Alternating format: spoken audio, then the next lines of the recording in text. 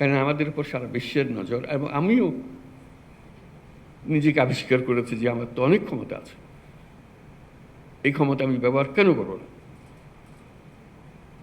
যেটুকু আছে এর মধ্যে আমি করব।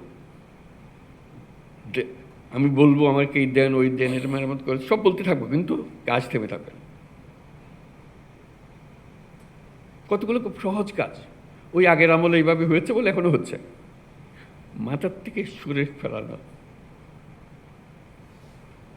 আগের আমল হাওয়ায় বিলিয়ে গেছে, নাই। অর্থাৎ আমরা গুহা থেকে বের হয়ে এসেছি 1000 বছর পরে, আগ পৃথিবীর সামনে। সে গুহার মানসিকতা দিয়ে তো এই পৃথিবী চলবে না, গুহার থেকে বেরিয়ে আসতে হবে।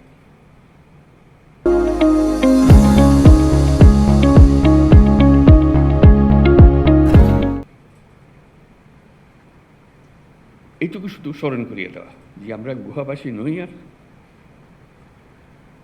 কোনো ব্যাখ্যা দিয়ে কাউকে বোঝাতে পারবো না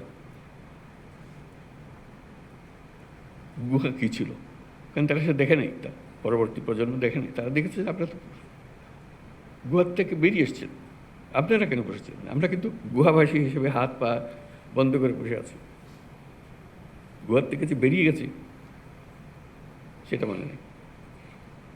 তো শুধু সেটুকু মনে করে দেওয়ার জন্য এই ইন্টারিম পিরিয়ডে, মানে এই পরিবর্তন, আইন পরিবর্তন, বরাদ্দ পরিবর্তন, প্রাতিষ্ঠানিক আয়োজন পরিবর্তন, যেটা স্বাস্থ্য কমিশন খুব সুন্দরভাবে তুলে ধরেছে আমাদের কাছে, আমরাও চাই যে এটা পরিবর্তনগুলো হোক, আসুক, তড়িৎ গতিতে আসুক। আমরা প্রথম ছোটে বলেছি স্বাস্থ্যতে কী কী পরিবর্তন দরকার, সবাই মিলে, প্রাইভেট সেক্টর, পাবলিক সেক্টর, যাবতীয় পলিসি মেকার্স, স্বাস্থ্য খাতে যাদেরকে আমরা সম্মানিত ব্যক্তি হিসেবে মনে করি, তাদেরকে দায়িত্ব দিয়েছিলাম, আপনারা বলেন কী করতে হবে। তারা বহু কষ্ট করে, বহু পরিশ্রম করে এই রিপোর্ট আমাদেরকে দিয়েছে, আমরাও সম্মান করছি সেই রিপোর্টকে, যে কীভাবে আমরা এটাকে কাজে লাগাবো।